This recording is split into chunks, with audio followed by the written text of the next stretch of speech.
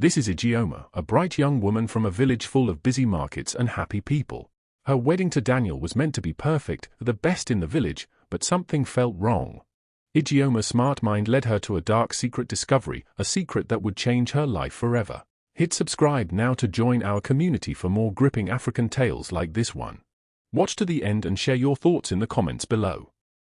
Once upon a time, there was a village unlike any other, a place of vibrant colors and constant movement. The market was the village's heartbeat, a symphony of sounds and smells. Women called out their wares, children laughed as they chased goats, and the scent of grilled maize mixed with spices filled the air.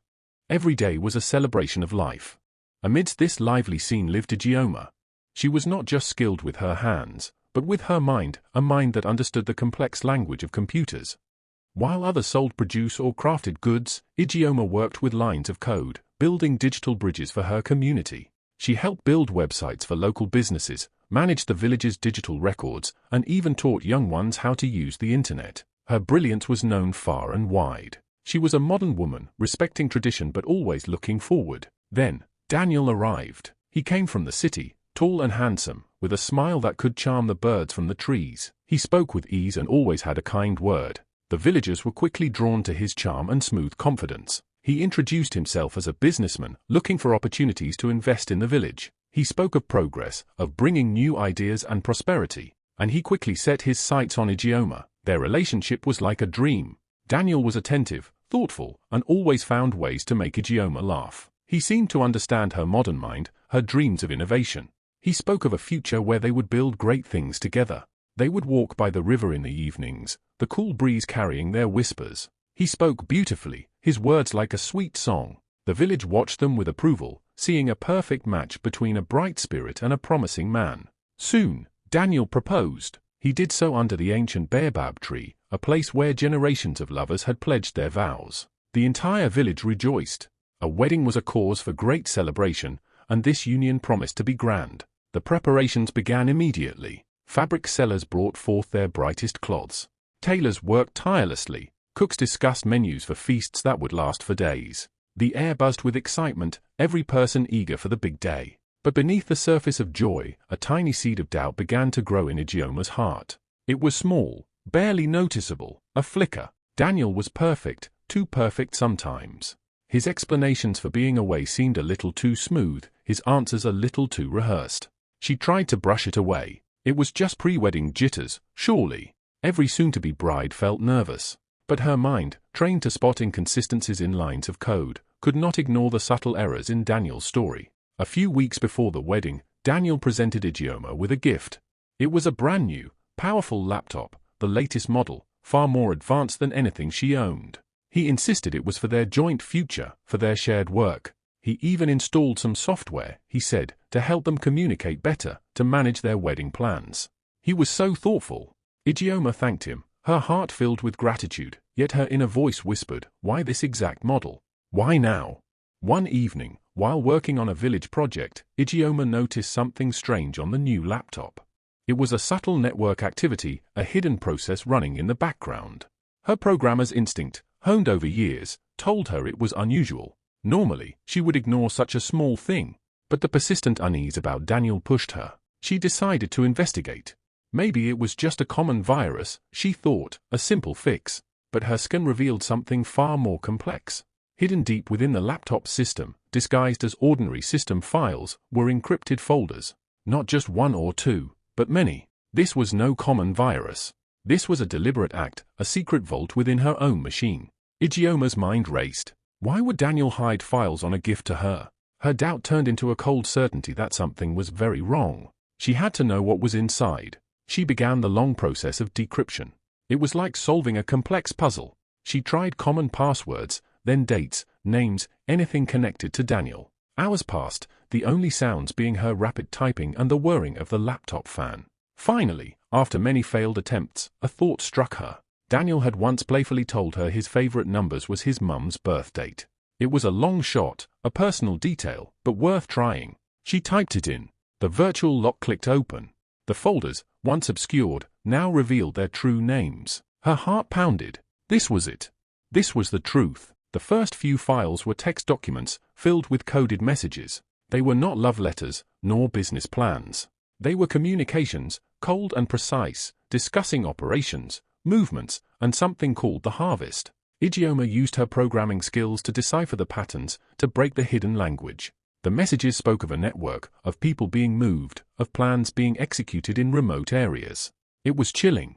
Then came the images. Hidden deep within a folder marked visuals, they slowly loaded onto her screen. At first, they were blurry, like old photographs. But as her software processed them, they became terrifyingly clear. They showed a massive compound, hidden deep within a densely forested area. High walls, surveillance cameras, guarded gates. It was not a business, not a home. It looked like a prison, or worse, a fortress. There were also maps, detailed topographical maps with marked routes, entry and exit points, and areas of interest. The coordinates matched the remote forest region she had seen on her village's own digital maps.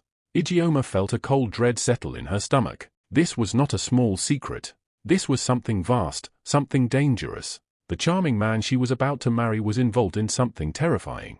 She scrolled through more images, more documents. There were blurry photos of groups of people, their faces often obscured. Some looked like victims, others like guards. The harvest now took on a sinister meaning. Her happy village life, her dreams of a perfect wedding, shattered around her. Every kind word Daniel had spoken, every loving gesture, now played back in her mind, twisted and corrupted by this terrible discovery. His charming smile now seemed like a predator's grin. She realized how easily he had fooled everyone. The village, so trusting and open, had welcomed a wolf in sheep's clothing. But Ijeoma, with her sharp mind, had seen through the disguise, even if it took a powerful computer to confirm it. The thought of going to the elders, to the village chief, crossed her mind. But who would believe her? She had only digital evidence, and Daniel was adored. She might be seen as foolish, or worse, jealous. Her resilience, a trait often formed in difficult times, began to strengthen. She knew she could not simply expose him from her home. She needed more proof, tangible proof, something the village could not ignore. As the wedding ceremony began, Ijeoma felt a knot in her stomach. She looked around the church, seeing her family and friends smiling and celebrating, but she couldn't shake the feeling that something was wrong.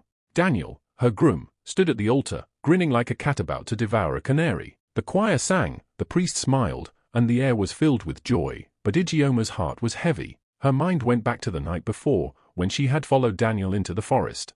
She had hidden behind trees, trembling, watching as he and a group of men performed strange rituals under the cover of darkness. She had seen things no bride should ever see, women blindfolded, bound, and trafficked. And Daniel?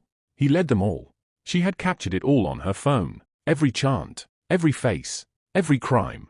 Now, standing in front of her village, moments away from becoming Daniel's wife, Ijeoma knew she could not stay silent. Her heart pounded. The moment had come. When the priest asked if anyone had any objections to the marriage, the room fell still. But then, Ijeoma stepped forward. Gasps echoed through the church. All eyes turned to her. Her voice was steady, though her hand shook.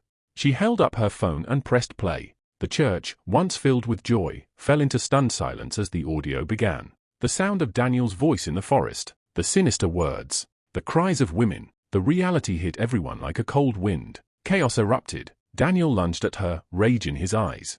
But Ijeoma was ready. She dodged him and ran out of the church, the recording still playing. Her veil flew off, her heart raced, but she didn't stop. The villagers followed, some in disbelief, others with anger boiling in their chests. They had trusted Daniel, they had welcomed him, and now they had seen the truth with their own eyes and ears. Ijeoma led them through the forest trails she had memorized. She pushed past branches and roots, never looking back. The crowd moved with her, faster, louder, determined. They reached the fortress, an ugly, hidden place tucked deep in the woods. Its gates were locked, its walls high, but the people forced their way in, with shouts and tears. Inside, they found what Ijeoma had seen. Women locked in a dark, airless room, faces pale from fear and days without sunlight. Hope returned to their eyes as the doors opened. Ijeoma stood at the front as the villagers freed the captives and confronted Daniel's men. There were no more questions, no more doubts. Justice began right there, in the dirt and silence of the forest. In the days that followed, the village was changed. No longer quiet about wrongs, no longer blind to charm. They gathered in meetings. They held hands in prayer. They promised each other that evil would never go unseen again. Ijeoma became more than a woman with a laptop. She became a voice for those who could not speak, a symbol of courage in a world that often rewards silence. Her name traveled beyond the village, carried by stories, news articles, and social media.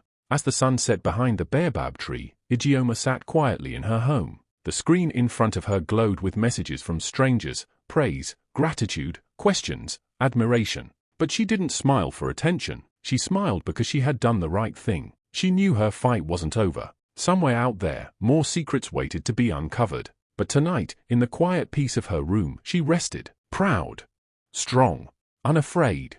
Share this story with someone who needs a reminder of the strength that lives inside them. Because sometimes, one brave voice is all it takes to change everything.